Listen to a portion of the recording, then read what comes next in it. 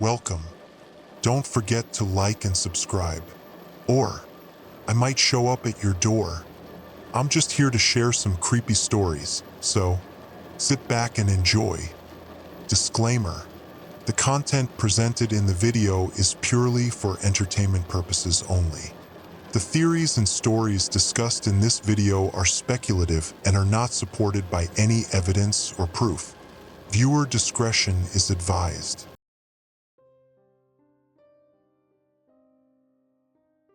Emergency Management Center Incident Log. Date: October 15th, 2024. Time: 0647 hours. Coordinator: Myron Chase. Priority level: Standard elevated ****. The coffee was still steaming when the first call came in.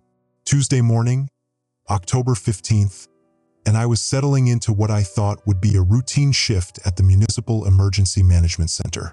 23 years coordinating crisis response for the city, and I'd learned to read the rhythm of urban emergencies. Domestic disturbances peak around 2 a.m. Traffic incidents cluster during rush hours. Vandalism reports trickle in with the sunrise as joggers and dog walkers discover overnight mischief. This felt different from the start. "Chase here," I answered, watching the dispatch board flicker to life with the morning's first incidents. "Myron, it's Selvara from Parks Department." Her voice carried that particular tension I'd learned to recognize, the sound of someone trying to stay professional while staring at something that didn't make sense. "We need someone from emergency management at Riverside Park now." Selvara Morn had been the city's parks archaeological specialist for 15 years. She didn't panic easily. When the city renovated Meridian Square and found those colonial-era graves, she'd handled the media circus and historical society protests with the calm efficiency of someone who dealt with worse. She didn't make emergency calls unless she meant them. "What's the situation?" "The Civil War monument is gone." I pulled up the incident form on my screen, fingers finding the familiar rhythm of data entry. "Vandalism, theft, or..." "No, Myron. Listen to me." The static on the line crackled, and I had to press the receiver closer to my ear. "It's not vandalism. The statue is gone, but the base is perfect. No tool marks, no damage, no disturbed ground. It's like someone lifted a 2-ton bronze figure straight up into the air." I paused, stylus hovering over the incident classification dropdown. In 23 years, I'd seen copper stolen from construction sites, bronze plaques pried off buildings, even cast iron fencing lifted by ambitious thieves with cutting torches and pickup trucks. But a full monument? The logistics alone would require a crane, permits, street closures. "I'll dispatch a unit for investigation. Property crimes will." I already called them. Detective Storm is on his way. "But Myron, this isn't a police matter. This is..." She paused, and I heard the sound of wind through trees, the distant morning traffic that meant she was standing in the empty space where the monument should have been. "This is something else." The second call came in while I was still updating Selvara's incident report. Greenwood Park, the bronze fountain figure, a Victorian-era cherub that had been spraying water into the basin for 90 years, was missing.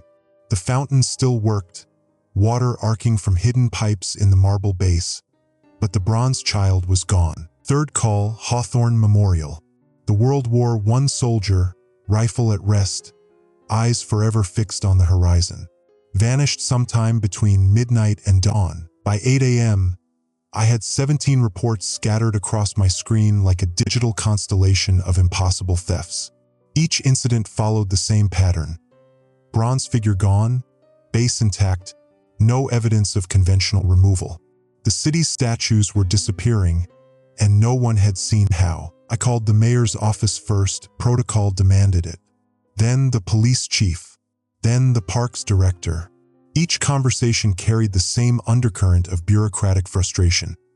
This was supposed to be someone else's problem, but nobody knew whose. "It's organized," Detective Kalen Storm told me when he arrived at the emergency center, 20 minutes behind schedule and carrying a folder thick with preliminary reports. "Has to be." You don't coordinate 17 simultaneous thefts without serious planning. Kalen was good police, methodical, skeptical, and experienced enough to know that the most obvious explanation was usually correct. He'd worked art theft before, knew the black market for bronze, understood the street value of historical artifacts. Scrap metal prices? I asked, though the numbers didn't add up. The effort required to remove these statues would cost more than the bronze was worth. Maybe. More likely we're looking at collectors, private buyers. Some of these pieces are historically significant. He opened the folder, showing me photos of empty pedestals, gaps in park landscapes that looked like missing teeth. But the logistics are insane. You'd need trucks, equipment, coordination. And somehow, nobody saw anything. Alvara Bell appeared in the doorway, her communications equipment bag slung over one shoulder. "The media's starting to call," she said, setting up her laptop on the conference table. "Channel 7 wants a statement. The newspaper's asking if this is connected to the Federal Art Theft Task Force." I nodded, grateful for Alvara's presence. She'd handled our public communications for 6 years, knew how to manage information flow during developing situations. But as she opened her laptop, the screen flickered, lines of static crawling across the display. "Equipment malfunction?" Kalen asked. "No," Alvara said, frowning at the screen. "This is new. Started this morning." She tapped a few keys, and the static resolved into her desktop, then flickered back to chaos. "Electromagnetic interference, maybe. But from what?" The fourth call came in while we were watching Alvara's screen dance between clarity and static. Vieira Lane, the city's historical society coordinator, her voice tight with concern. "Myron, I need to come in. There's something you need to see about the statue placements." "What kind of something?" "The kind that suggests this isn't random vandalism." Papers rustled in the background. Vieira's office was legendary for its archaeological precision. Every document filed and cross-referenced. "I've been pulling the original installation records. The placement patterns, they're not what I thought." Meaning whoever placed these statues in the 1800s wasn't just decorating parks. They were following a plan. A very specific plan. An hour later, Vieira spread her research across the conference table. City planning documents from 1847, installation permits, surveyors' maps marked with precise coordinates. The pattern was subtle but undeniable. Each statue had been placed at specific points that, when connected, formed a geometric network across the entire city. "Municipal Beautification Society," she said, pointing to the signature on the installation orders. They commissioned every single bronze figure, specified exact placement coordinates, even dictated which direction the statues should face. "Who were they?" Kalen asked. "That's the problem. They don't exist in any other city records. No tax documents, no property holdings, no membership lists. They appear in 1847, commission 37 bronze statues, then disappear from the historical record." Salvara had arrived during Vieira's presentation, her Parks Department uniform still carrying the scent of autumn leaves and morning dew.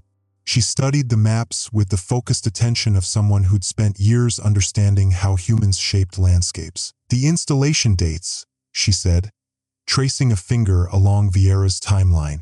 "They all happened within a 6-month window. November 1847 to April 1848. So that's impossibly fast for bronze casting. Each of these statues would have taken months to create, even with multiple foundries working simultaneously." She looked up from the papers. "And there's something else. I had the Parks Department run an analysis on the bronze composition from the Riverside Monuments base, trace metals that flaked off over the years." She pulled out a laboratory report, columns of chemical analysis that meant nothing to me but clearly meant something to her. "The bronze contains rare earth elements that weren't available to 19th century foundries. Specifically, it contains traces of meteoric iron." "Meteoric iron?" "Iron from meteorites. There was a significant meteor shower in 1847, the Andromedids. largest display of meteoric activity in recorded history at that time. Salvara's voice carried the careful precision of someone who'd spent years explaining complex ideas to city council members. If someone collected meteoric fragments from that shower and incorporated them into bronze alloy, they'd have statues made from space metal, Alvara finished, looking up from her laptop. The screen had stabilized, but she was frowning at something else. And I'm getting reports of radio interference near each of the missing statue locations.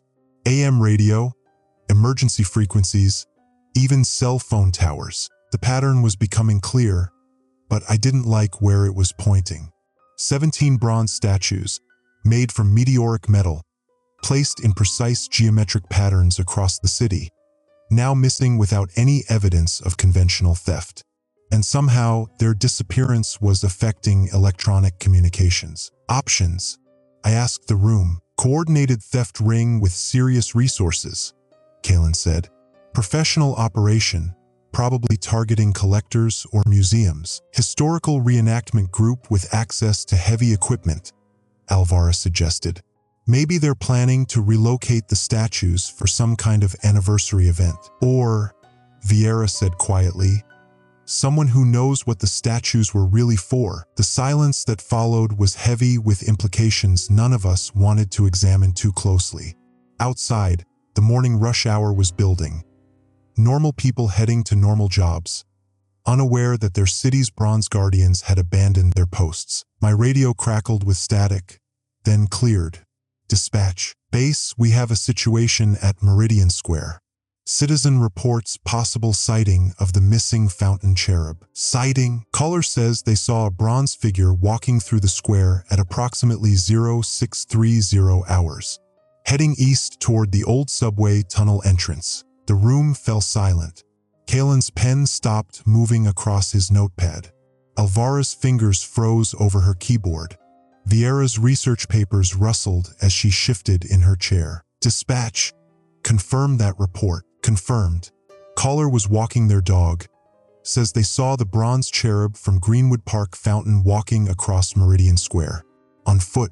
Moving under its own power. I looked around the table at three faces reflecting my own growing certainty that this was no longer a theft investigation. This was something else entirely. Something that didn't fit into any of our protocols or procedures. People, I said, reaching for the incident classification forms, I think we need to change our approach. By noon, we had reports from 17 parks. No fingerprints, no tire tracks, no witnesses to the actual disappearances. Just empty pedestals where bronze figures had stood for decades, and the growing certainty that our statues hadn't been stolen. They had walked away. Emergency Management Center, City Hall. Incident log hashtag 2024-1247. Date, October 15th, 2024. Time, 14:30 hours. Coordinator Myron Chase. The phones haven't stopped ringing since the press conference. Mayor Davidson thought transparency would calm people down. He was wrong. Channel 7 is calling it the Bronze Bandit. Alvara announces from her bank of communication monitors, her headset slightly askew. Channel 12 went with the Statue Snatcher. Creative bunch, these media types. I'm reviewing the incident reports spread across my desk when Detective Kalen Storm walks in looking like he hasn't slept. Given that it's been 8 hours since we discovered 23 missing statues across the city, he probably hasn't. Tell me you have good news, I say, not looking up from the Franklin Park incident report. The bronze Civil War soldier had stood there for 97 years. The pedestal bolts weren't cut or broken. They were pristine, like the statue had simply lifted itself free. Kalen drops into the chair across from my desk and rubs his eyes. Define good news, because if good news means this makes absolutely no sense, then I've got plenty. Logistics first. How many people would it take to move a 2-ton bronze statue without heavy equipment? That's the thing. He pulls out his notebook, pages filled with increasingly frustrated handwriting. I consulted with Morrison Construction. They said minimum 12 people with proper rigging, plus a flatbed truck and crane. That's per statue. We're talking about coordinated teams hitting 23 locations simultaneously. Salvara looks up from her laptop where she's been cross-referencing installation dates. Between midnight and 6 a.m., security footage confirms they were all present at midnight rounds and gone by sunrise. Alvara adds, adjusting her headset as another call comes in. Emergency dispatch, this is Alvara. No, sir, we cannot confirm reports of walking bronze people. That's not. Sir, please stay on the line. I lean back in my chair, feeling the first real knot of anxiety form in my stomach. In 15 years of emergency management, I've handled floods, fires, chemical spills, and 3 different hostage situations. This is the first time I've had to coordinate a response to something that defies basic physics. What about the security footage from Riverside Park? Ask. Kalen's expression goes grim. That's where things get weird. Really weird. He pulls out his tablet and cues up a video file. This is from the camera mounted on the park administration building, focused on the Civil War Memorial. The timestamp reads 23 hours, 59 minutes, and 47 seconds. The bronze soldier stands at attention on his pedestal, exactly as he has for nearly a century. The lighting is poor, sodium street lamps casting long shadows, but the statue is clearly visible. Watch the timestamp, Kalen says. 23 hours, 59 minutes, and 48 seconds. Empty pedestal. The bronze soldier is gone. I stare at the screen. Play it again. Same result. Frame 47 shows statue. Frame 48 shows empty space. No transition, no blur of movement, no indication that anything weighing 2 tons had been physically removed. Equipment malfunction? I suggest, though I can hear the doubt in my own voice. That's what I thought. Except we have the same pattern at every location with working cameras. Present one frame, gone the next. No movement, no people, no trucks. Kalen sets the tablet down. Myron, I've been a cop for 16 years. I've seen organized crime, elaborate heists, coordinated operations. This isn't that. This is something else. The radio crackles to life. Emergency management, this is Unit 47. We've got another situation at Elm Street Park. I grabbed the handset. This is Chase. Status report. Ma'am, you're going to want to see this. We've got a citizen reporting. Well, she says she saw one of the missing statues walking down Elm Street about an hour ago. The room goes quiet. Even Alvara stops typing. Say again, Unit 47. Witness is Mary Hendricks, age 73, lives on Elm Street for 40 years. She insists she saw the bronze figure of General Morrison, from Morrison Square, walking past her house around 1:30 p.m. Says it was definitely the same statue, bronze and all, but it was moving. I close my eyes. Bring her in for a statement. And Unit 47, yes ma'am, keep this off the main channels for now. Copy that. Vieira Lane chooses that moment to arrive, her arms full of dusty books and rolled papers. As the city's consulting historian, she usually only surfaces during heritage preservation disputes or anniversary celebrations. Seeing her here with research materials makes my anxiety spike. Myron, we need to talk, she says, spreading a 1887 city planning map across my desk. The statue placements aren't random. Salvara wheels her chair over. What do you mean? Vieira points to red marks she's made on the map. Every missing statue was installed between 1885 and 1889, all commissioned by something called the Municipal Beautification Society. I can't find any records of this organization beyond the purchase orders and installation documents. So they were all installed around the same time, I say. That's not necessarily significant. Look at the placement pattern. Vieira traces lines between the red marks with her finger. The locations form a rough geometric shape across the city. Not quite a circle, but something more complex. This follows principles of sacred geometry. The distances between installations, the angles, it's too precise to be coincidental. Kalen leans forward.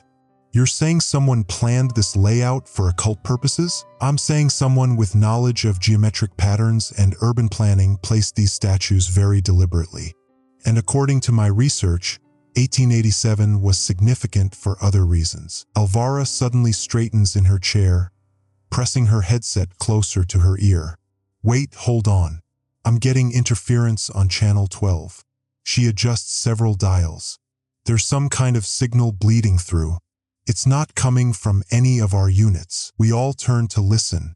Through the static, there's something that sounds almost like voices, multiple voices, speaking in unison, but the words are unclear. Can you clean it up?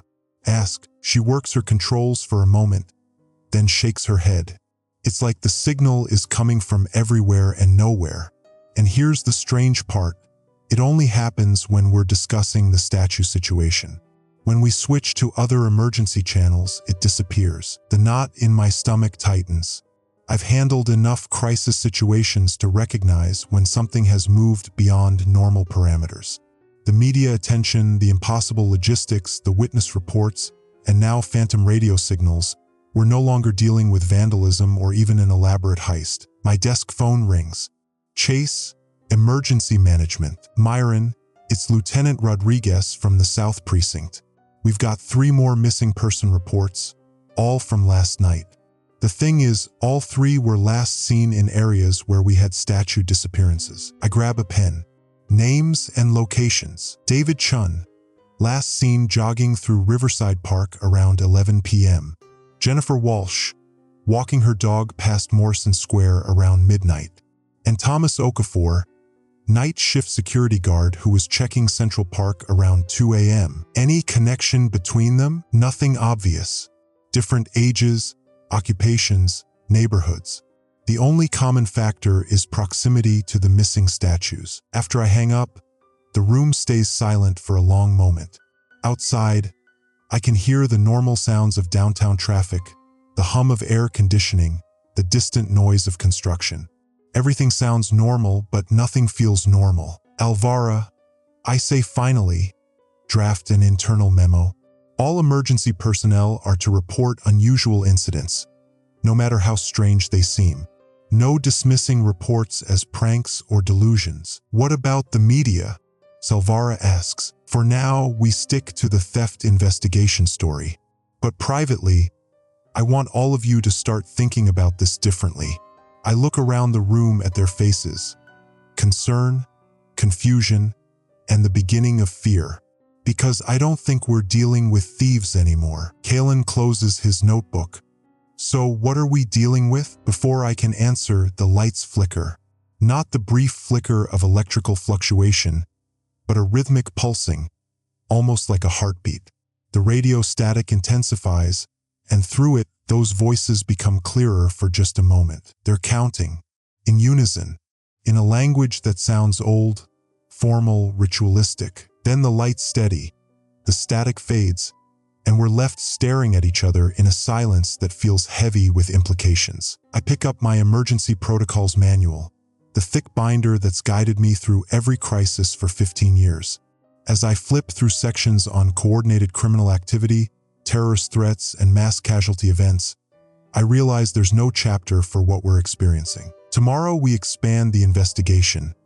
I say, trying to project more confidence than I feel. Vieira, I need everything you can find about this Municipal Beautification Society and the 1887 installations. Kalen, check missing persons reports going back 6 months. Look for any pattern around the statue locations. Salvara, cross-reference the metallurgy reports with any environmental anomalies. And if more people report seeing walking statues?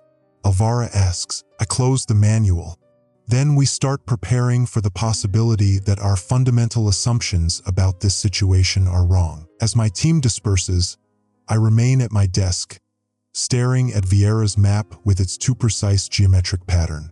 The red marks seem to pulse slightly in my peripheral vision, though I know that's impossible. My radio crackles softly with routine traffic, units reporting minor accidents, noise complaints, routine patrols, the everyday emergencies of a functioning city. But underneath it all, barely audible, is that rhythmic counting, patient and eternal. 23 statues gone, 3 people missing, and the growing certainty that whatever is happening to our city started long before any of us were born. I pick up my phone to call the mayor. He's going to want an update, and I'm going to have to find a way to tell him that his city's emergency management coordinator is starting to believe in impossible things. Outside my window, the afternoon sun makes the empty parks look peaceful and normal. But I can't shake the feeling that somewhere beneath our feet, in places we haven't discovered yet, bronze figures are moving with purpose through darkness, counting down to something we don't yet understand. The city feels different now, like it's holding its breath. Emergency Management Center, Incident Log Number 2847. Coordinator M. Chase. Day 30800 hours. The coffee tastes like ash this morning. Haven't slept properly since this started, and neither has anyone else on the task force. Vieira Lane arrived at 0730 with 3 boxes of yellow documents and the kind of excited gleam in her eyes that historians get when they've found something that changes everything. "You need to see this," she said, spreading century-old city planning documents across the conference table. Her fingers traced delicate lines between marked points. "The statue placements weren't random, Myron. Look at this." The 1847 Municipal Beautification Society charter felt fragile under the fluorescent lights. I squinted at the faded ink, trying to make sense of the ornate handwriting. "What am I looking at? Sacred geometry." Vieira's voice carried the weight of discovery. "Every statue placement follows a precise pattern. Riverside Park, Memorial Gardens, Founders Square. They're all connected by sight lines that form perfect mathematical relationships. The Victorian planners called it harmonious civic design, but these measurements..." She pulled out a modern survey map, overlaying it with the historical documents.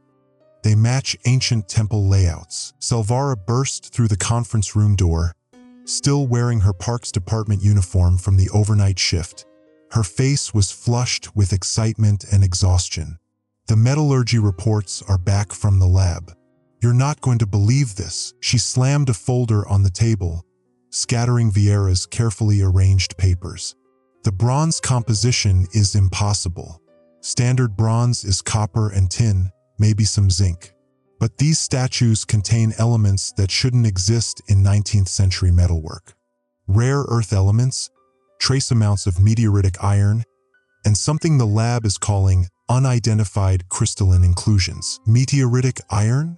I reached for the report, scanning the technical language that might as well have been hieroglyphics. "From the 1847 meteor shower," Vieira whispered. "The same year the Beautification Society was chartered. The same year they began commissioning all 37 statues." Her hands trembled as she rifled through the documents.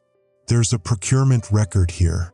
The Society purchased all recovered meteoric material from local farmers after the shower." The radio crackled to life, breaking our concentration. Kalen's voice cut through the static. "Myron, you need to get down to the utility tunnels beneath 5th and Main. Bring the historian. We found something." 20 minutes later, we stood in a maintenance tunnel that hadn't seen regular use since the city modernized its infrastructure in the 1970s. The air smelled of rust and decades of standing water.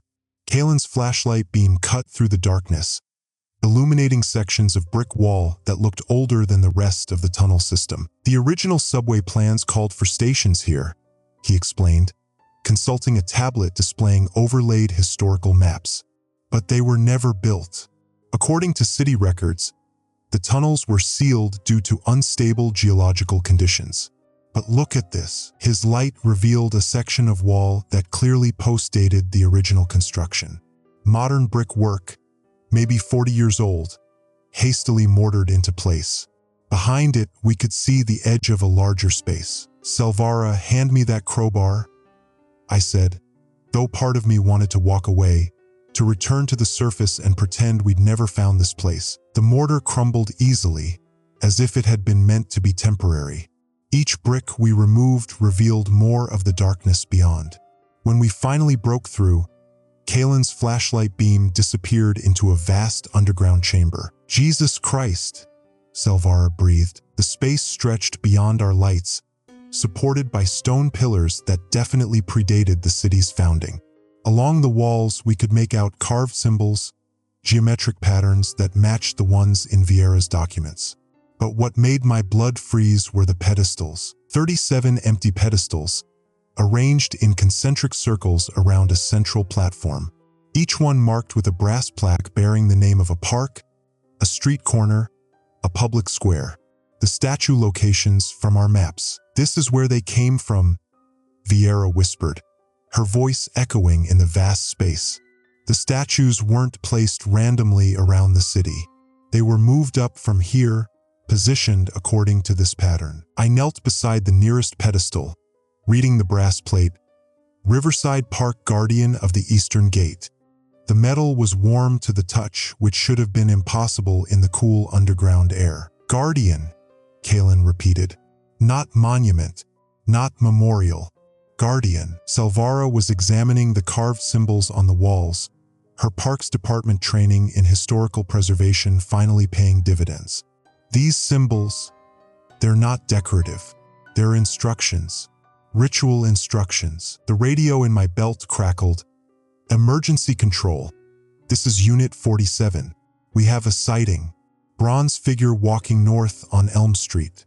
Repeat, we have visual confirmation of animate statue. I keyed the microphone with shaking hands. Unit 47. Maintain distance. Do not approach. Repeat, do not approach. Copy that, control. But sir, it's not threatening anyone. It's just walking, like it knows exactly where it's going. I looked at the empty pedestals around us, each one positioned with mathematical precision, each one waiting for its guardian to return. Above us, the city continued its daily routine, unaware that its protectors had awakened after more than a century of bronze sleep. Vieira, I said quietly, what happens when they all come home? She was still studying the symbols, her face pale in the flashlight beam.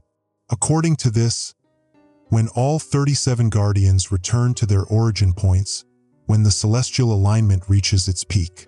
She paused, double-checking her translation. When the bronze awakens, the eternal city begins. The radio crackled again. Emergency control. We now have multiple sightings. Repeat, multiple bronze figures moving through the downtown area. All heading toward 5th and Main. All heading toward us. I stared at the central platform, noting for the first time the intricate carved channels that ran from each pedestal toward the center, like spokes on a wheel.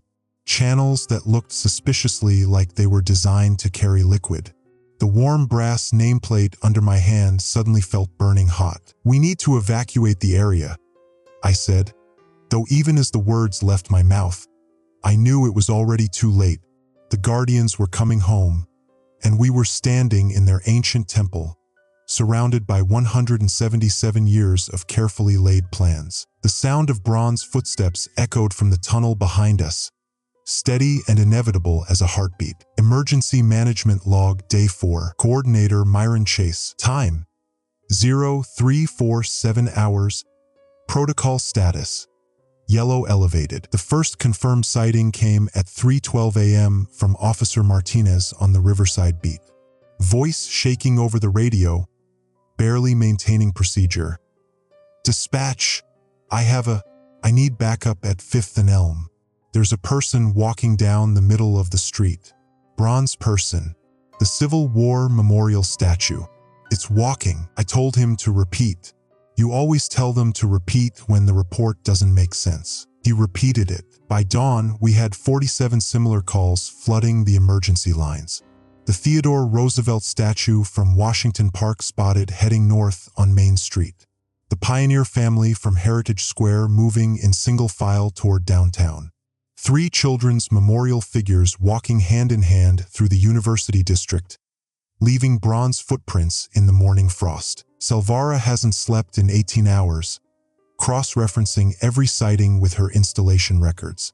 The pattern is undeniable.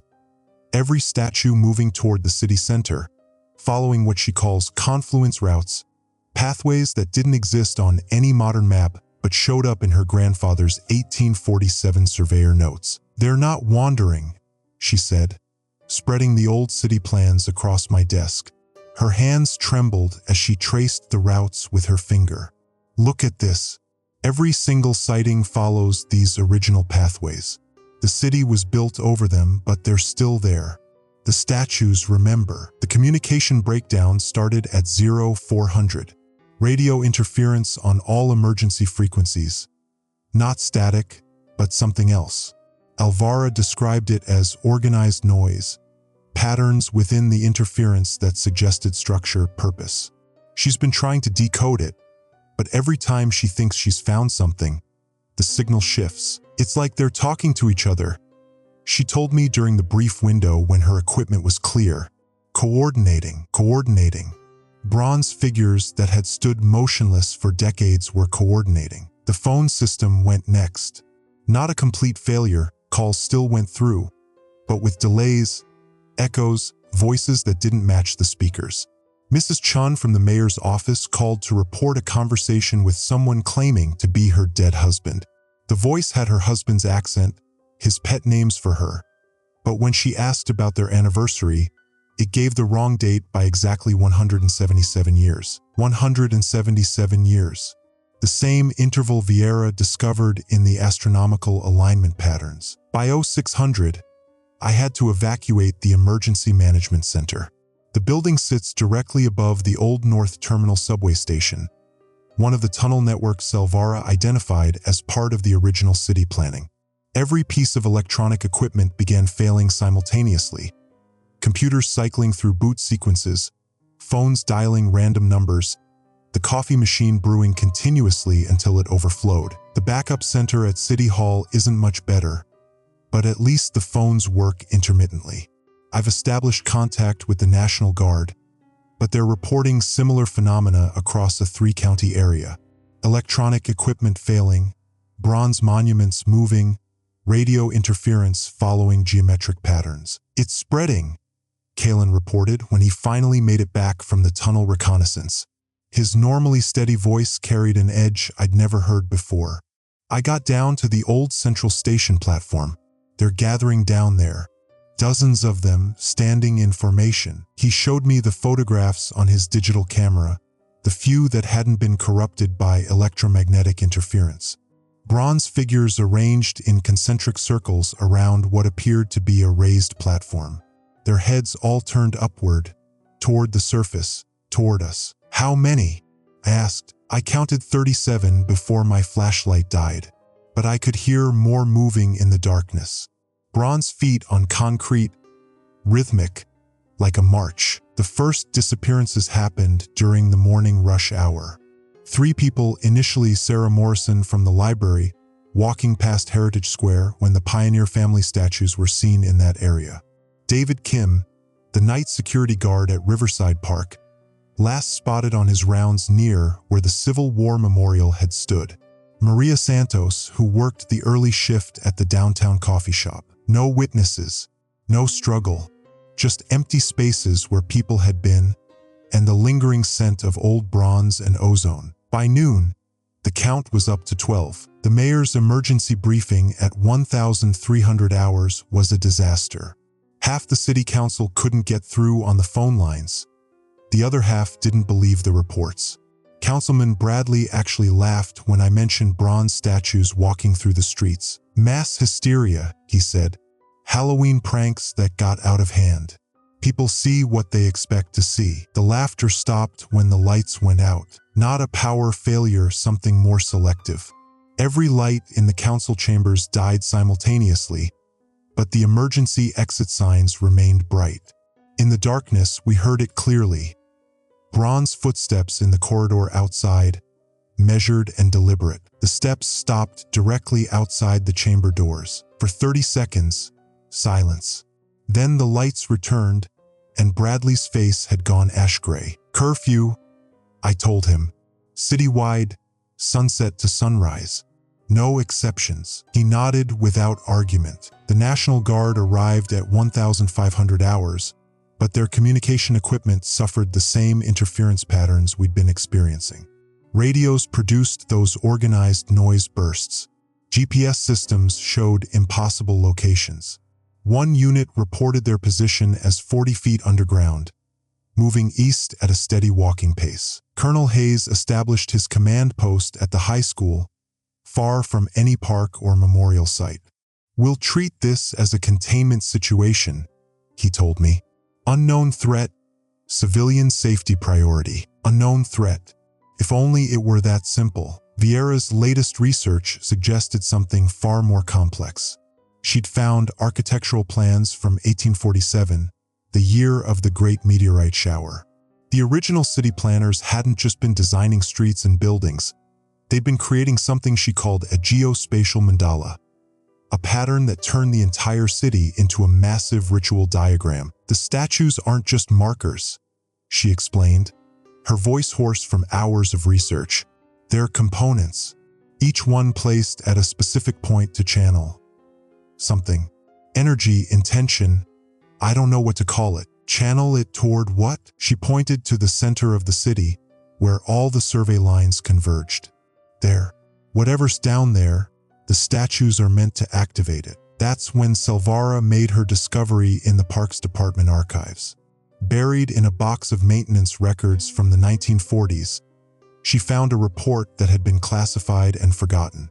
A construction crew doing subway repairs had broken through into a chamber beneath the city center.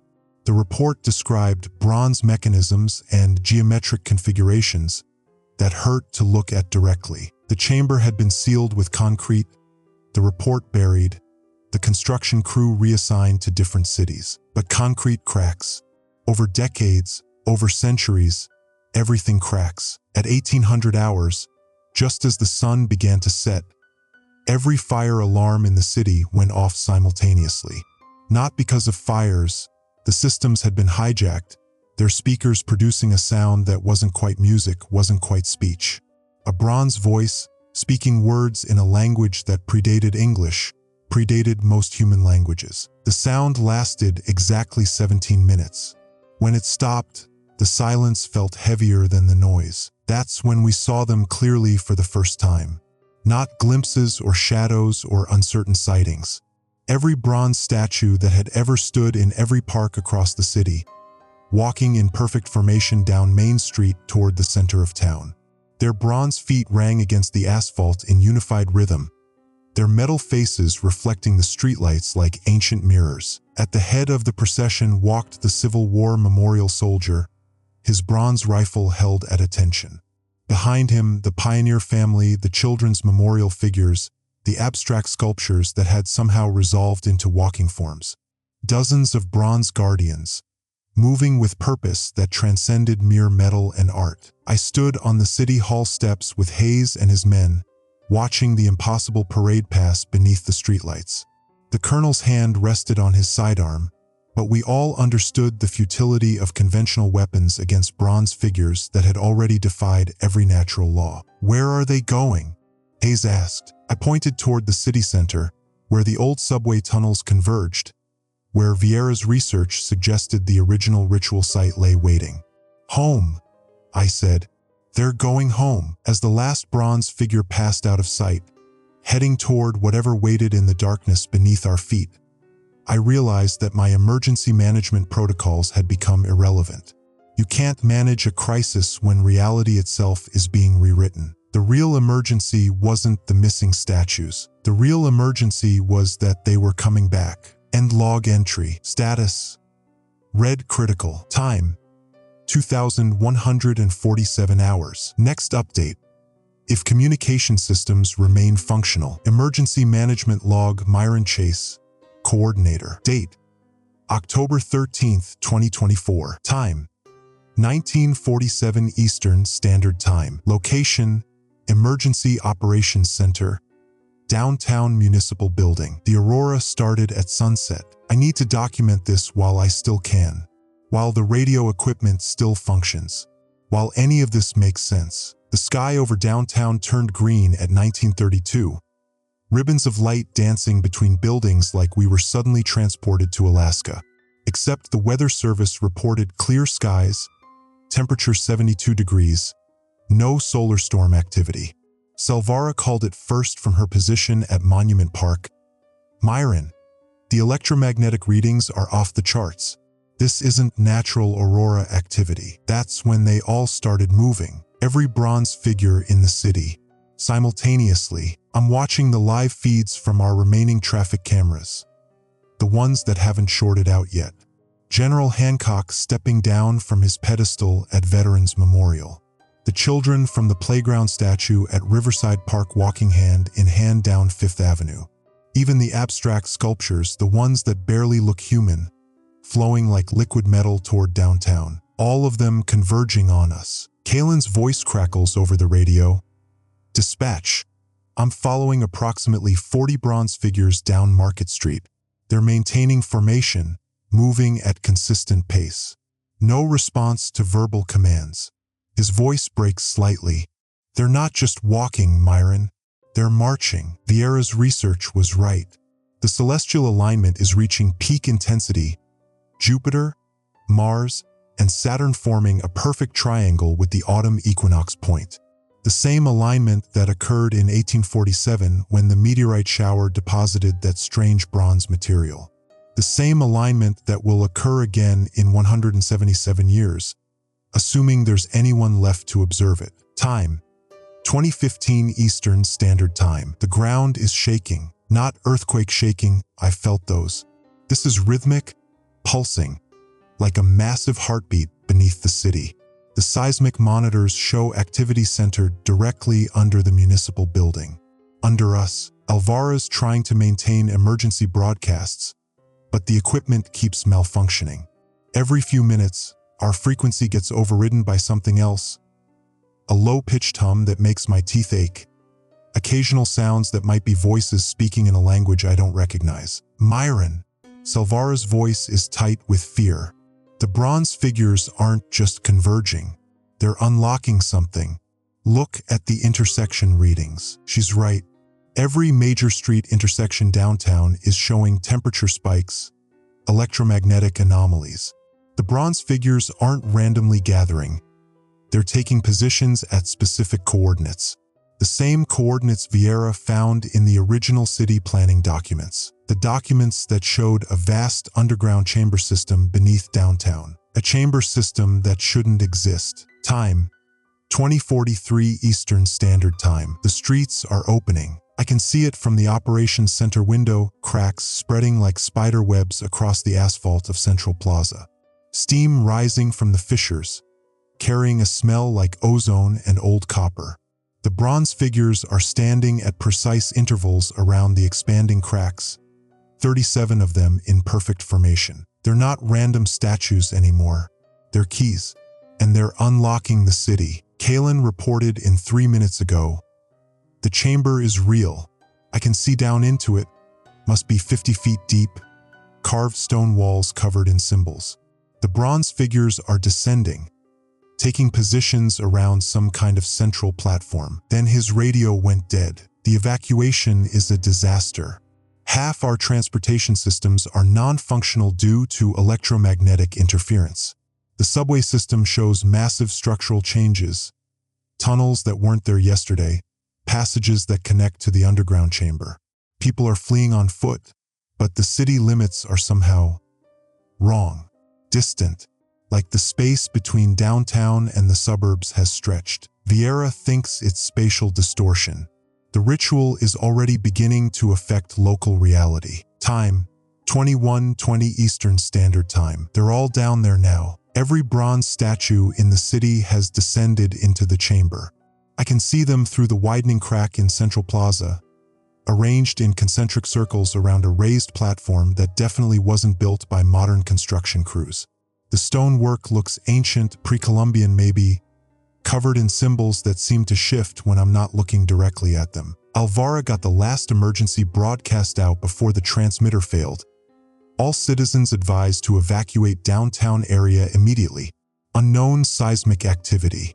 Seek shelter at least 5 miles from city center. 5 miles might not be enough. The aurora is intensifying, and I'm starting to understand that it's not in the sky. It's rising from the chamber, streams of green light pouring upward through the cracks. The light touches the buildings and they change. Age regression, architectural styles shifting, modern glass and steel becoming older materials. Stone, brick, metals I don't recognize. The city is transforming. Time: 21:58 Eastern Standard Time. Final entry. We're trapped in the municipal building. The elevator shaft is flooded with that green light, and Salvara says approaching it causes severe temporal displacement. She aged 15 minutes and 5 seconds when she got too close. I can see the bronze figures clearly now. They're not statues anymore. They're moving with purpose, intelligence, taking positions around the central platform.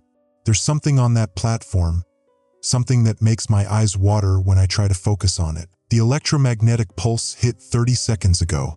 Emergency lighting only. Most equipment dead. This tablet is running on battery power that shouldn't last much longer. I understand now what the Municipal Beautification Society was really planning. The statues weren't decoration. They were guardians, placed at key positions to channel whatever power flows through that chamber. When the alignment was right, when the city was threatened, they would activate the ritual. But threatened by what? What apocalypse were they trying to prevent? The buildings around us are changing faster now. Modern architecture dissolving into something older, more organic. The plaza has become a vast spiral of carved stone leading down to the chamber. The bronze figures are chanting. I can hear it even through the building walls, a harmonic vibration that makes my bones ache. Salvara thinks we have maybe 10 minutes before the transformation is complete. Before downtown becomes something that never existed in linear time. We're not just witnessing the end of our city. We're witnessing its rebirth into something that was always supposed to be here. The Bronze Guardians weren't destroying our world. They were saving it from ours. Signal lost. Automated emergency broadcast system. Repeating message. Timestamp: 22 hours. Citizens are advised that downtown evacuation is complete. All municipal services suspended indefinitely. Do not approach the downtown area. Repeat, do not approach the downtown area. Strange lights reported. Spatial distortions confirmed. The statues have returned to where they belong. This is not a test. The city is changing. The city has always been changing. The Bronze Guardians are home. End transmission. Emergency management log, day 3 post-event. Recording. Audio only, visual equipment non-functional. Location: unknown, downtown sector, grid references invalid. Coordinator M. Chase. The compass spins like a broken toy. North changes every 10 minutes now, following some pattern I can't decode. Salvara thinks it's the bronze figures pulling magnetic fields toward whatever they're building down there in that cathedral. I've stopped trying to use standard navigation. We move by landmarks when we can find them, but even those shift. The Meridian building aged backwards this morning. I watched 40 years of wear and renovation peel away like old paint, revealing Art Deco details that the demolition crews removed in 1987. The bronze figure of justice that used to stand in the courthouse square was there too, facing the building, one hand raised as if conducting some impossible symphony of time. Don't look directly at them, Kalen warned us yesterday, before we lost radio contact with his patrol unit. The bronze ones, they do something to your head if you stare too long. He was right. Vieira made that mistake near the fountain at Crestwood Park.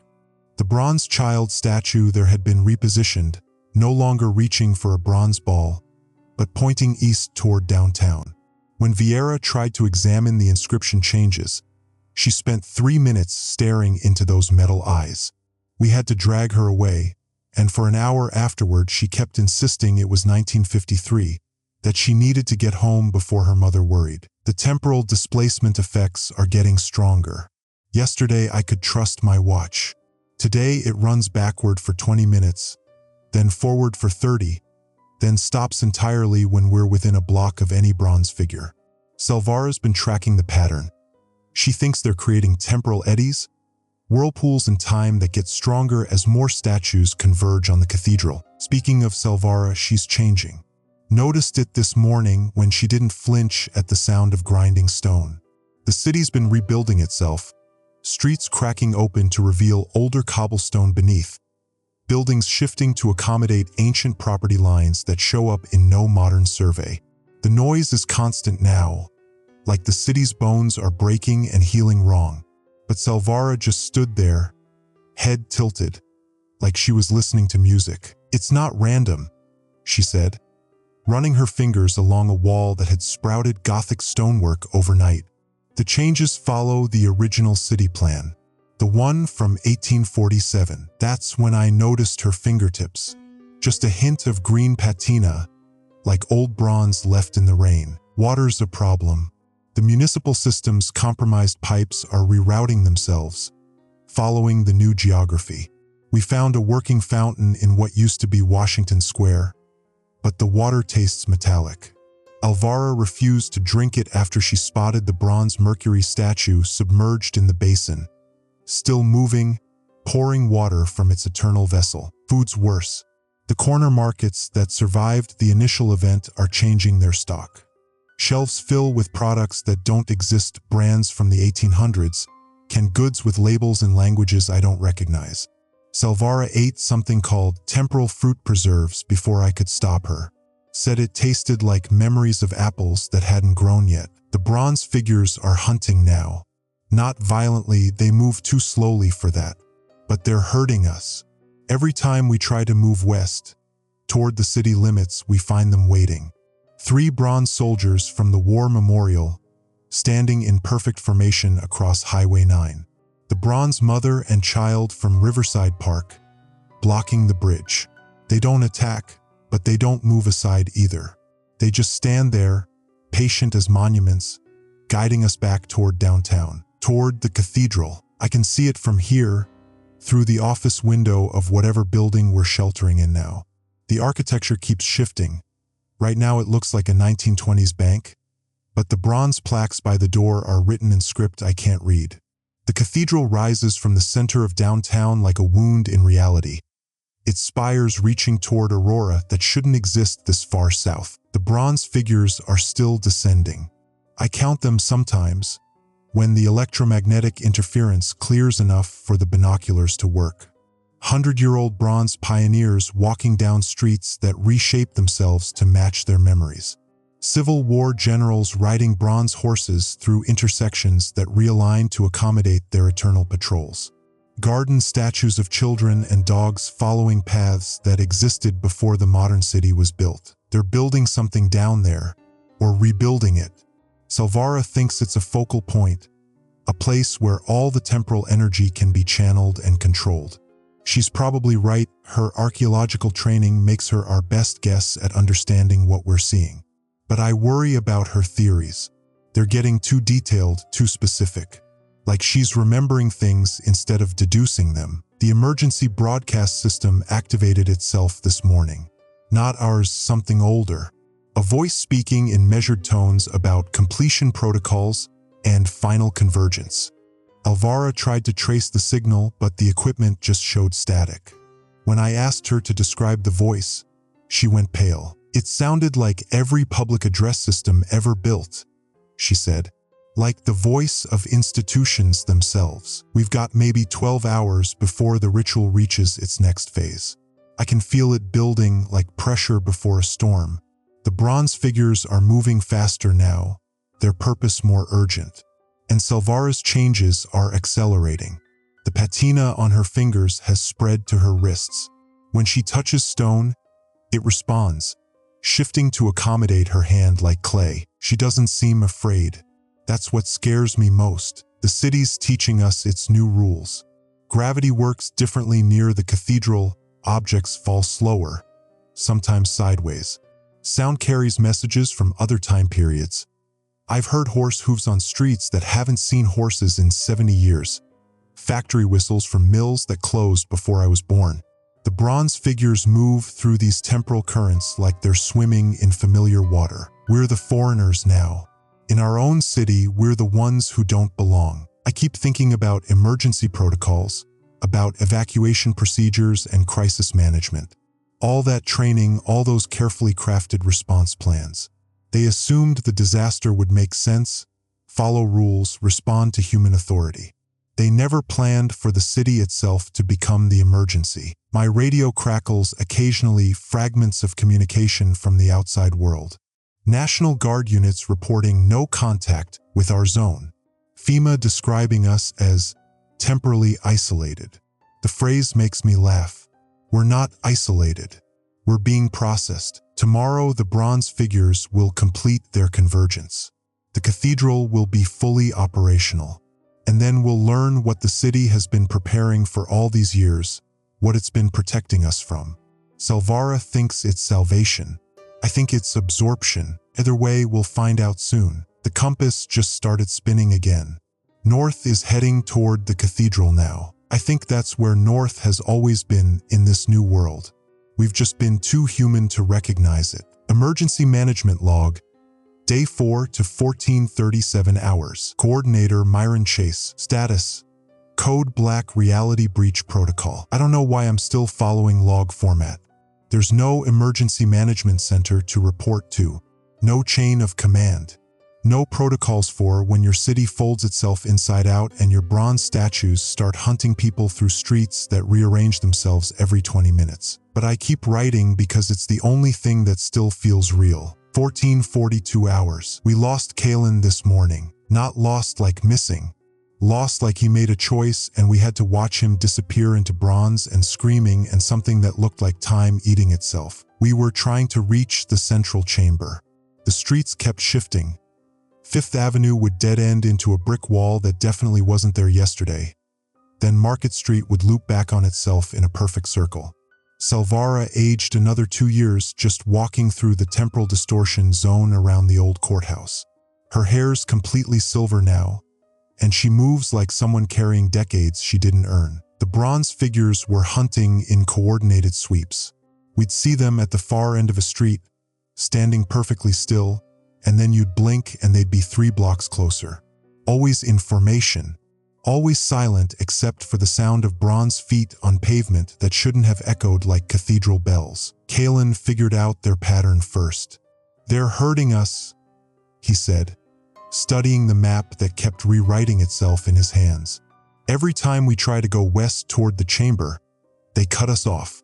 Every time we try to go around, they're already there." That's when we saw Alvara. 15:10 hours. She was trapped in the intersection of 3rd and Maple, caught in some kind of temporal loop. We could see her through the wavering air that made everything look like it was underwater.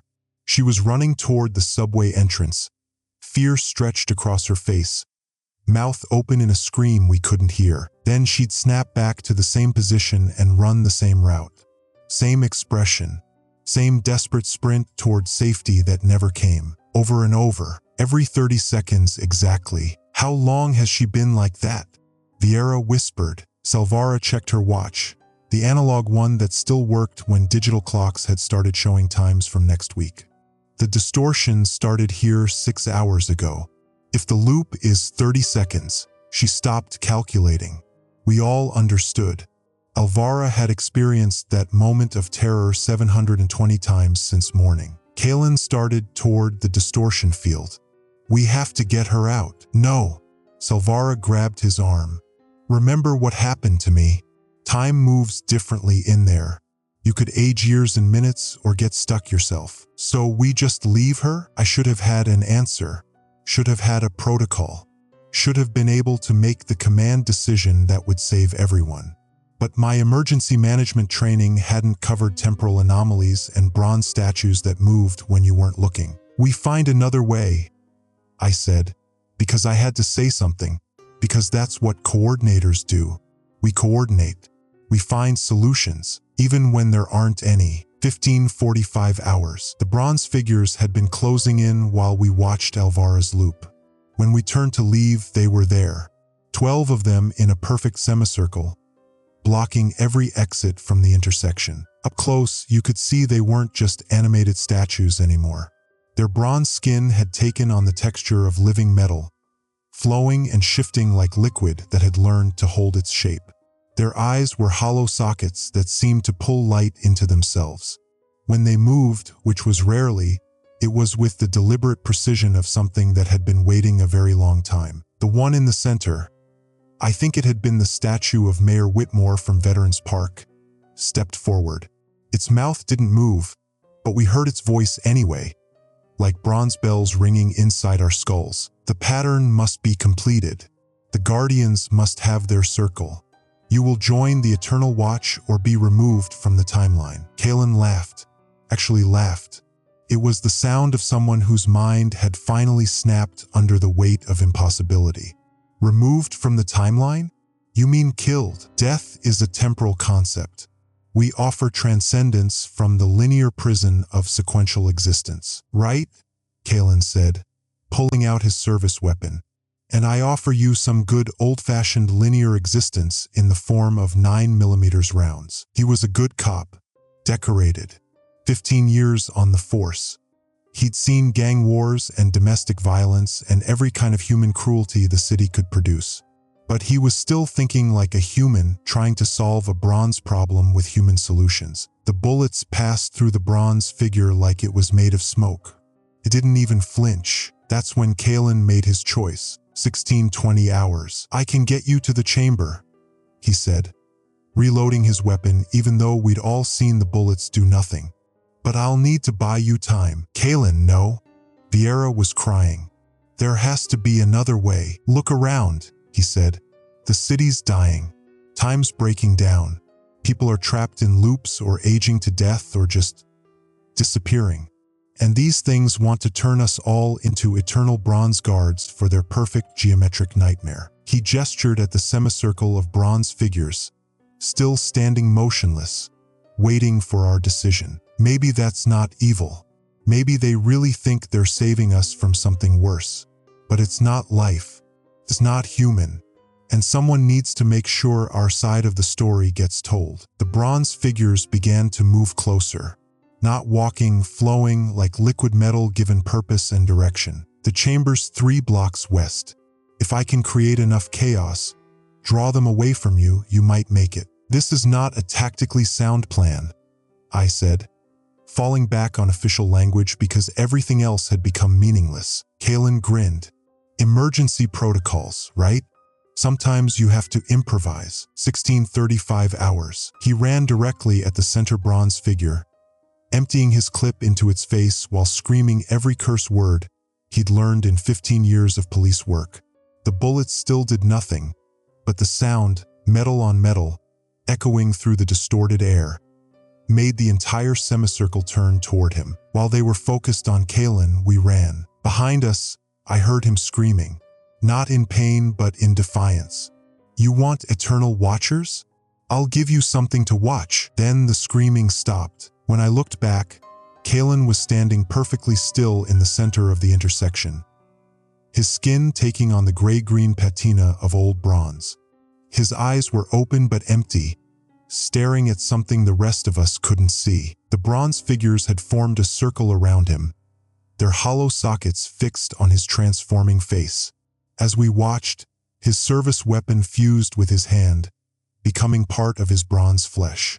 His badge melted into his chest, the numbers still visible in raised metal. He'd become one of them, a guardian for their eternal city. But his sacrifice had worked.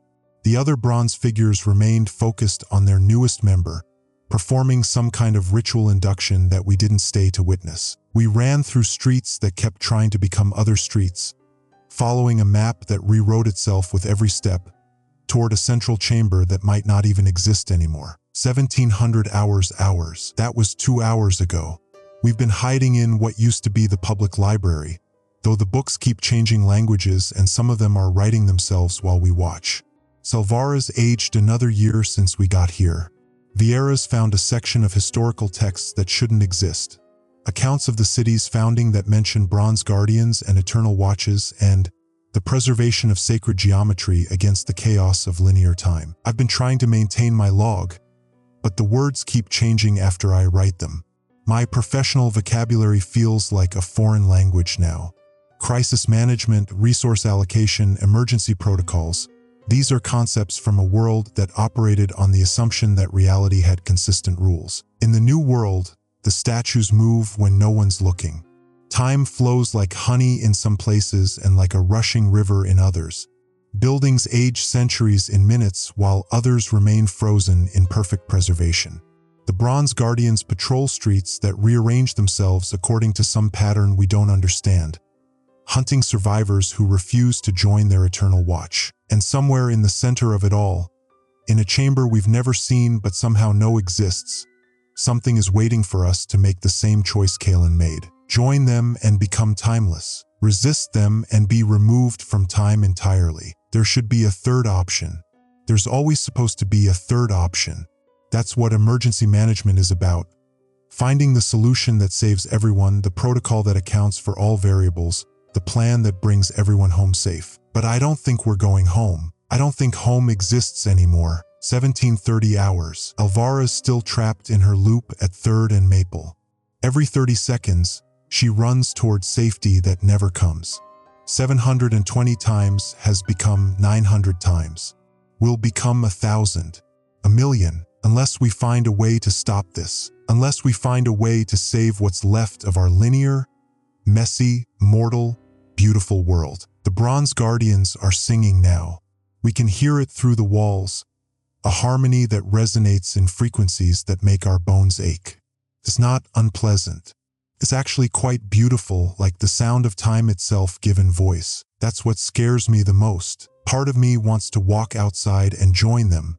Part of me wants to let the bronze flow over my skin and become eternal and never have to make another impossible decision or watch another friend disappear into the space between seconds. But that's not human. That's not the choice a coordinator makes. A coordinator finds a way to save everyone, even when everyone can't be saved. Even when the only salvation offered comes wrapped in bronze and eternity. We're going to the chamber. We're going to find out what's really happening to our city, our time, our reality. And then we're going to make it stop, or die trying, or become bronze trying. Either way, this gets resolved. End of log entry. Emergency management system status. Offline. Communication networks. Offline. Municipal authority. Offline. Reality coherence. 23% and declining. Coordinator status. Still functional. Mission parameters. Save what can be saved. Emergency management log. Day 4 to 14:27 hours. Coordinator Myron Chase. Location. Underground Cathedral Chamber. Grid reference. Unknown. Status. Critical. Reality distortion active. I don't know if anyone will ever read this. The timestamp on my device keeps changing. Sometimes it shows dates from 1847, sometimes from 2847. But I have to document what we've learned. What Vieira discovered changes everything. The chamber walls are covered in inscriptions. Not carved, grown into the stone like crystalline veins. Vieira's been working on the translation for 3 hours, though time moves strangely here. Her hair has turned completely white, and when she looks up from the ancient text, her eyes reflect light like polished bronze. It's not Latin, she whispers, voice echoing in harmonics that shouldn't be possible. It's older, pre-Columbian, but wrong. Like someone took Nahuatl and twisted it through dimensions. Selvara sits against the far wall, her skin taking on a metallic sheen. The transformation is accelerating. When she breathes, I can hear the faint ring of bronze chimes. She's been translating too, running her increasingly metallic fingers along the inscriptions and somehow understanding them through touch. The city was never meant to be permanent, Selvara says, her voice carrying new resonances. Not in the way we understand permanence. Look at this section. She points to a spiral of symbols that seems to move when I'm not looking directly at it. It translates roughly to, when the world snake devours its tail, the eternal city shall rise above the flood of time. My emergency coordinator training didn't cover apocalyptic poetry, but I'm learning fast. Vieira's voice shakes as she continues reading. The Municipal Beautification Society. They weren't just city planners. They were the earthly agents of something called the Watchers of the Threshold. The bronze statues weren't art. They were consciousness vessels. Vessels for what? I ask, though part of me already knows the answer. For the original inhabitants. The ones who built the first settlement here in 1847, right after the meteor shower. Vieira's finger traces a section of text that seems to writhe under her touch. They knew what was coming, not just to the city but to the world. They prepared for it. Through the chamber's impossible acoustics, I can hear the bronze figures above us, their footsteps creating a rhythm like massive clockwork. They're not random movements, they're following a pattern, a sequence that matches the inscriptions on these walls. Salvara stands, her movements now accompanied by the soft chiming of metal. The meteor wasn't just space rock. It was a message, a warning. The bronze made from that metal, it exists partially outside linear time. That's why the statues could move. They were always moving, just not in dimensions we could perceive. The temperature in the chamber drops suddenly, and frost begins forming on the walls, but not normal frost. It grows in geometric patterns that match the inscriptions, creating a living mandala of ice and ancient symbols. What were they warning about? I press, though my voice sounds hollow in the transformed acoustics. Vieira looks up from the final section of inscriptions, her face pale but determined. The world ends in fire, not metaphorically, literally. Solar expansion, climate cascade, societal collapse, all of it happens within the next 50 years. But time isn't linear for beings who exist in multiple dimensions simultaneously. So they built a lifeboat, I realize. The city is a temporal lifeboat. More than that, Salvara's voice now carries harmonics that resonate in my bones. It's an arc. The ritual doesn't just preserve the city, it preserves the idea of civilization. When the outside world burns, this place will exist in slowed time, maintaining human culture, human knowledge, human hope. The bronze figures above us have stopped moving. In the sudden silence, I can hear something else. A sound like distant music, but played on instruments that don't exist. It's beautiful and terrifying, and it's growing louder. The choice isn't between destruction and preservation, Vieira says, her voice steady despite the impossibility of our situation. It's between two different types of survival. The founders faced the same choice we're facing now, and they chose to become guardians, Salvara adds, her bronze-tinted hand touching the wall. They gave up their linear existence to become eternal protectors of human possibility. Above us, the music reaches a crescendo, and I feel something shift in the air. Not just temperature or pressure, but in the fundamental nature of reality itself. The ritual is near completion, but there's still one element missing. The final component. I say, understanding flooding through me with horrible clarity. It's us, isn't it? The current inhabitants. We have to choose. Vieira nods, tears streaming down her face. Join the eternal city and become guardians ourselves, or, she gestures to the inscriptions, or be gently erased from the timeline, made to never have existed, so our absence doesn't create paradoxes. I think about my emergency management protocols, my carefully structured response plans, my entire professional identity built around maintaining order in chaos. None of it applies here. We're beyond the reach of any system I've ever trained for. But as I look at Salvara, already partway through her transformation, and at Vieira, whose dedication to preserving knowledge has brought us to this moment of terrible choice, I realize something the original founders might not have anticipated. We don't have to accept their binary choice. The music from above shifts, becomes questioning rather than commanding. The bronze figures are waiting. They're not forcing the decision, they're offering it. There's a third option. I say, my voice gaining strength. We modify the ritual. We find a way to preserve the city without erasing everyone who doesn't choose transformation. We create a bridge between the eternal city and linear time. Salvara's metallic eyes widen. That would be incredibly dangerous. Unstable. The temporal stresses alone could tear the city apart. Vieira finishes. or create something new, something that's never been attempted. Above us, the bronze guardians begin moving again, but their rhythm has changed.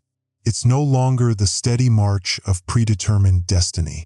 It's the complex polyrhythm of improvisation, of beings who have watched over this place for 177 years suddenly considering a possibility they hadn't planned for. Emergency protocols exist for unprecedented situations, I say, drawing on the one part of my training that still applies. When standard procedures fail, you adapt. You innovate. You find solutions that don't exist in the manual. The frost patterns on the walls are changing, growing more complex, incorporating new geometric forms that seem to pulse with potential. The chamber itself is responding to our conversation, to the possibility of a third path. I pull out my emergency radio. Somehow it's working again, though the display shows impossible coordinates. This is Emergency Coordinator Myron Chase. I broadcast into the static. We have a situation that requires immediate innovation. All available units, prepare for unprecedented response protocols. The response comes not from my radio, but from the bronze figures above. Their harmonized movement creates a sound like distant thunder, like the city itself awakening to new possibilities. We have a ritual to modify. Emergency Management Log, entry number 847. Coordinator Myron Chase. Timestamp. Error. Temporal displacement detected. Status. Critical. Reality breach imminent. The descent into the central chamber felt like falling through layers of history. Each step down the bronze-lined staircase that had torn through Fifth Avenue showed us glimpses of what the city had been. Colonial streets, Native American hunting grounds, primordial forest. Time wasn't just distorted here. It was layered like geological strata, and we were walking through all of it at once. Salvara's transformation was accelerating. The bronze had crept up her arms during our journey, and now metallic veins threaded across her neck like delicate jewelry. When she spoke, her voice carried an echo that seemed to come from deep underground. "I can hear them," she whispered, her bronze fingertips trailing along the carved walls. "The founders, they're singing. It's beautiful, Myron. The harmony of eternity." Vieira clutched her research notes, now mostly illegible from the reality distortions we'd passed through. "The altar should be just ahead. According to the inscriptions, the final component requires." She paused, checking her scribbled translations. "A willing bridge between old and new consciousness." "That's me," Salvara said simply. "I can feel it. I'm becoming the connection point." The chamber opened before us like a vast bronze flower. 37 statues stood in perfect concentric circles around a central platform that pulsed with soft, warm light. Each bronze figure was identical to the ones we'd known from the parks, but here they seemed more present, more aware. The central altar was carved from a single piece of meteoric stone, its surface covered in symbols that hurt to look at directly. Above it, suspended in midair, was a bronze disc the size of a manhole cover, slowly rotating and emitting harmonics that made my teeth ache. "Emergency Protocol 77 Alpha," I muttered, falling back on training that felt laughably inadequate. "Assess threat level, establish communication if possible, contain if necessary." A low chuckle seemed to come from all 37 statues at once. Then the largest, the figure that had once stood in Veterans Memorial Park, stepped forward. Its bronze lips moved, but the voice came from everywhere and nowhere. "Coordinator Chase, we have been waiting for you." I don't know what I expected from the first words of a bronze guardian, but it wasn't my name spoken with such familiarity, such sadness. "You're the city founders," I said, trying to keep my voice steady. "The Municipal Beautification Society, among other names, yes. We built this sanctuary in preparation for the Great Collapse. The alignment comes once every 177 years, and each time we hoped it would not be necessary. Each time, the world above grew more fragile." Vieira stepped forward, her historian's curiosity overcoming fear. "The global crisis, You've seen it coming? Child, we have seen it beginning. In 17 months, the cascade failure starts. Climate collapse triggers resource wars, which trigger system failures, which trigger social breakdown. By 2029, 90% of humanity will be dead. The bronze disc above the altar spun faster, its humming growing more intense. I could feel it in my bones, a resonance that made every cell in my body vibrate. So you're kidnapping an entire city, I said, pulling us out of time to save us, to preserve human consciousness and culture, yes. The eternal city exists outside linear time. Those who join us will witness the universe's end and its rebirth. They will carry humanity's essence forward. Salvara moved toward the altar, her bronze-veined hands reaching for the floating disc. It's beautiful, she murmured. I can see it, the eternal city. Gardens that bloom forever. Libraries that contain all knowledge. Music that never ends. But it's not a choice, I said, understanding flooding through me. Not really. Join you or die with the rest of the world. There is always a choice, coordinator. But some choices are between life and death, not between good and evil. The bronze figure's words hit me like a physical blow. How many times had I said something similar during disaster responses? How many times had I forced impossible choices on people in the name of saving lives? What if there's a third option? I asked, the words coming out before I'd fully formed the thought. The chamber fell silent except for the humming of the disc. Myron, Vieira whispered. What are you thinking? Partial activation, I said, the emergency coordinator in me still functioning despite everything. A compromise solution. We modify the ritual. That would be catastrophically dangerous, the Bronze Guardian said, but I heard uncertainty in its voice for the first time. More dangerous than letting the world end? More dangerous than trapping an entire city in temporal amber. I moved toward the altar, feeling the reality distortions intensify with each step. You've been planning this for 177 years, but you've been planning it in isolation. You don't know what humanity is capable of when we work together. Salvara's bronze fingers were inches from the disc now. I can feel both possibilities, she said. The eternal city and something else. Something that hasn't been tried before. What are you proposing? The Guardian asked. A sanctuary that isn't a prison. A temporal buffer zone that slows our time stream but doesn't cut us off from the world. We become a refuge, a place where people can come to heal and plan and hope. But we stay connected to linear time. The risk is that we might fail, I interrupted. But the certainty is that if we do nothing, everyone dies anyway. And if we do what you planned, we save a few 100,000 people by abandoning 7 billion. The bronze figures around the chamber turned to face each other, and I could hear them communicating in harmonics too low for human ears. The debate of the eternally preserved founders, conducted in frequencies that made the stone floor vibrate. Finally, their leader spoke. You would need a willing bridge consciousness, someone to anchor the partial transformation. That's me, Salvara said, her hand finally touching the disc. The moment her bronze fingers made contact, the chamber exploded with light. But it wasn't the harsh white light of the full transformation. It was warmer, softer, tinged with gold. The disc began to descend, and Salvara rose to meet it, her feet leaving the ground as the bronze spread further across her body. I can see the modifications, she said, her voice now carrying the same harmonics as the Guardians. The ritual matrix can be adjusted.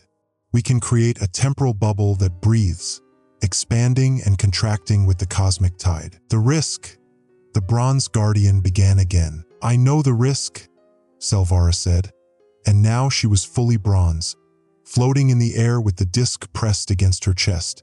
We might not save everyone, but we might save enough. And we might learn something that helps the rest of the world survive. The light intensified, and I felt the familiar sensation of time distortion, but gentler this time, like sinking into warm water instead of being crushed by an avalanche. Do it, I said, though I wasn't sure if I was speaking to Selvara or to myself or to the universe in general. The transformation began, but it was different from what the Guardians had planned. Instead of wrenching the city completely out of time, it wrapped us in a bubble of slowed time. I could feel the change, a subtle shift in the weight of seconds, the texture of moments. Around us, the bronze statues began to smile. "It is done," the Guardian leader said. "The sanctuary exists. Time moves differently here, but it still moves." The city breathes between seconds. Selvara settled back to the ground, still bronze but somehow more human than before. "I can feel it working," she said. "One day here equals 30 days outside. We have time to prepare, to plan, to become what we need to be. And when people come seeking refuge?" I asked. "We'll be ready," she said. "All of us, bronze and flesh, eternal and temporal, working together." As we made our way back to the surface, I tried to wrap my mind around what we'd accomplished. We hadn't stopped the apocalypse, we'd created a sanctuary from it. We hadn't saved the world, we'd built a place where the world could save itself. The Bronze Guardians followed us up, no longer threatening presences but partners in an impossible task. And somewhere above us, in the city that now existed in the spaces between heartbeats, emergency management was about to take on a whole new meaning. Emergency Management Log, entry number 848. Coordinator Myron Chase. Timestamp: Day 1, New Temporal Matrix. Status: Sanctuary established. Preparing for refugees. Note: the impossible has become routine. The statues are back in the parks, but they nod when you walk by. Time moves like honey, giving us space to breathe and plan. And in the distance, we can already see the first refugees approaching our borders. People fleeing a world that doesn't yet know its ending. Emergency protocols updated. Welcome procedures for temporal displacement refugees. Integration assistance for bronze consciousness entities. Reality stabilization for dimensional drift incidents. We did it. God help us, we actually did it. Emergency Management Log, entry number 247. Coordinator Myron Chase. Date: December 15th, 2024. City time: /June 23rd, 2025. External time. Status: Operational Temporal Sanctuary Protocol. 6 months have passed here in the sanctuary. According to Vieira's calculations, that's 5 years and 3 months in the outside world. The mathematics still make my head spin, but I've learned to trust the Bronze Guardians' temporal engineering. They've had 177 years to perfect this. The morning briefing is different now. Instead of crisis reports, I coordinate between the human districts and the Bronze Council. Yes, that's what we call them now, not statues but counselors. They speak to us through Selvara, who serves as our primary liaison since her partial transformation. Half bronze, half human, she exists in both states of time simultaneously. She tells me the Bronze Council appreciates our adaptability. Today's agenda includes the weekly refugee intake. Another group found their way through the temporal barriers yesterday, 12 survivors from what used to be Philadelphia. They arrived wild-eyed and shell-shocked, babbling about the sky turning black and machines that eat cities. The Bronze Guardians had predicted this group would arrive, down to the exact hour. Kalen's replacement on the police force, a former Denver cop named Martinez who arrived 3 months ago, handles the newcomer orientation now. He's better at it than Kalen would have been, if I'm honest. Kalen always saw things in terms of rules and violations. Martinez understands that we're building something entirely new here. The refugees always ask the same questions. How do the statues move? Why does time work differently? Are we safe? I've gotten good at the answers. The Bronze Guardians aren't supernatural. Their technology so advanced it appears magical. They're consciousness vessels powered by meteoric metals that exist partially outside our normal spacetime. And yes, we're safe.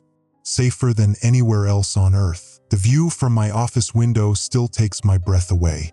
Lincoln Park spreads below, but Lincoln himself no longer stands frozen on his pedestal.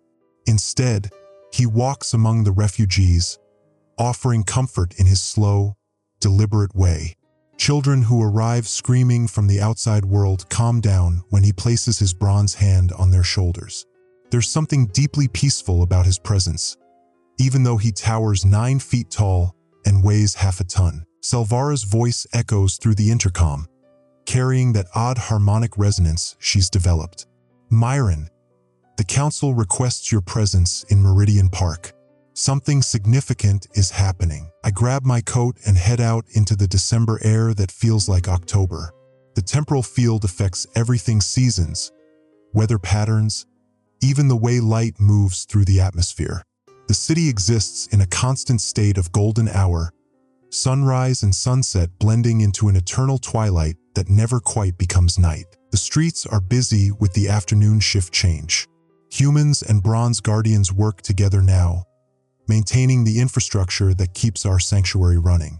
The power grid operates on principles I don't fully understand, something about harvesting energy from temporal differential, but it works more reliably than it ever did before the transformation. I pass the memorial garden where the newest arrivals are learning to tend the crops.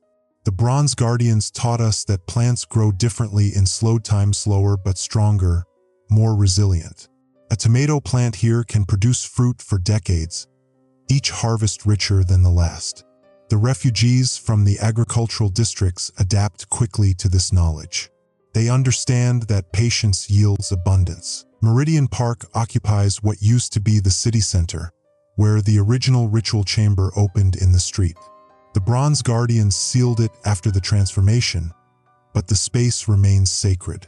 A circle of benches surrounds a simple fountain where the altar once stood.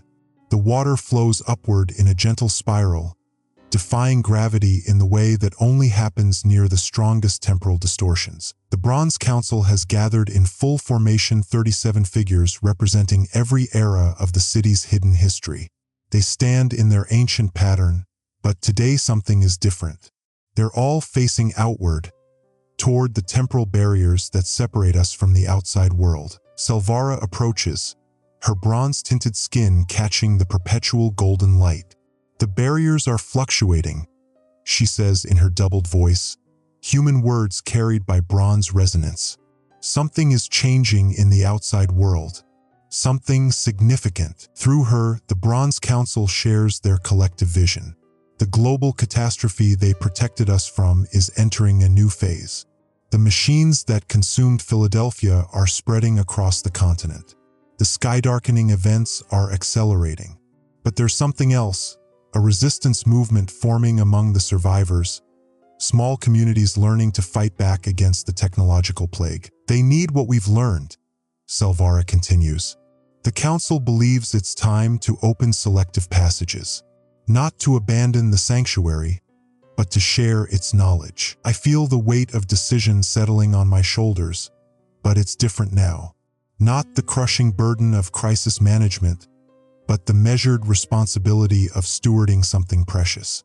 The Bronze Guardians chose to preserve our city, but they also chose to trust us with their gift. What do you recommend?" I ask the Council. The answer comes not in words but in shared understanding, the way the Bronze Guardians communicate complex ideas. Images flow through my mind. Carefully selected volunteers crossing the temporal barriers, carrying knowledge of the sanctuary's agricultural methods, its cooperative social structures. It's proof that coexistence with advanced consciousness is possible. Seeds of hope planted in the wasteland of the outside world. We begin with 5, I decide. Volunteers only. Short missions.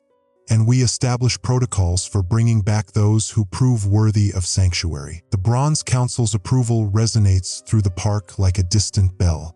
The decision feels right, the next step in an evolution that began when the first statue stepped down from its pedestal. As I walk back toward the Emergency Management Center, I pass the children's playground where bronze and human children play together. The bronze children are something new, not guardians, but the next generation, born from the union of human consciousness and bronze technology.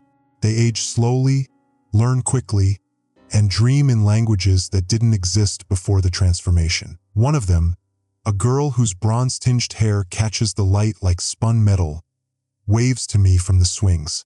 She's painting pictures in the air with her finger, creating light patterns that linger for several seconds before fading.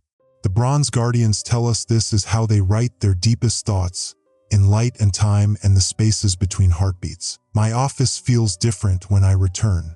The emergency protocols manual still sits on my desk, but I haven't opened it in months. Instead, I've been keeping a new kind of log, not crisis reports, but chronicles of adaptation. Future historians will want to understand how we learned to live between worlds, how we built a society that honors both human dreams and bronze wisdom. The evening briefing includes representatives from all 7 districts of the sanctuary. The Bronze Guardians attend in their capacity as advisors, their presence no longer ominous but reassuring. We discuss resource allocation, education initiatives, and the integration of new arrivals. The conversation flows in 3 languages: human speech, bronze resonance, and the hybrid tongue that Selvara and the bronzeborn children use among themselves. As the meeting concludes, I step out onto the observation deck that overlooks the entire sanctuary. The city spreads below me, transformed but recognizable. The parks are full of bronze guardians tending to their eternal vigil. The streets carry the sounds of human activity, children laughing, adults working, the gentle hum of technologies that bridge the gap between ancient wisdom and necessary innovation. At the temporal barriers, the aurora-like effects dance more intensely tonight. The barriers aren't walls but membranes, permeable to those who understand their nature. Tomorrow, our first volunteers will cross into the outside world, carrying hope into the darkness. I think about the person I was 6 months ago, the emergency coordinator who believed in protocols and procedures, who thought crisis management meant controlling chaos through established systems. That person couldn't have imagined this outcome. That person would have seen the Bronze Guardians as a threat to be contained rather than teachers to be trusted. The transformation wasn't just about the city. It was about us, about learning that survival sometimes requires becoming something new while still remaining essentially human. My final log entry of the day reflects this understanding. Emergency Management Log, entry number 247, Addendum. Personal note: the emergency never ended. It evolved into something else, a permanent state of adaptive readiness, a willingness to grow and change while maintaining core values. The Bronze Guardians didn't save us from the apocalypse. They taught us how to transform it into an opportunity. The refugees who arrive ask if we're safe. The answer is yes, but not in the way they expect. We're safe because we learned to cooperate with forces beyond our understanding. We're safe because we chose wisdom over fear, adaptation over rigid control. The city's Bronze Guardians stand watch in every park, no longer gone but never again merely decoration. They're proof that consciousness can take many forms, that intelligence can emerge from the marriage of human dreams and cosmic patience. And in the spaces between their eternal vigil and our daily lives, we're writing a new chapter in the story of what it means to be human in a universe full of wonders we're only beginning to understand. The statues are gone from the parks, but the guardians remain. And that makes all the difference. End of log. Tomorrow, the first ambassador mission departs for the outside world. The Bronze Guardians have provided them with seeds that will grow in any soil, water purification techniques that work without technology, and most importantly, the knowledge that cooperation between different forms of consciousness is possible. The sanctuary will expand, not through conquest but through inspiration. The emergency alert that began this crisis has become something else entirely, a beacon of hope in a world that desperately needs to learn what we've discovered. Some statues are meant to move,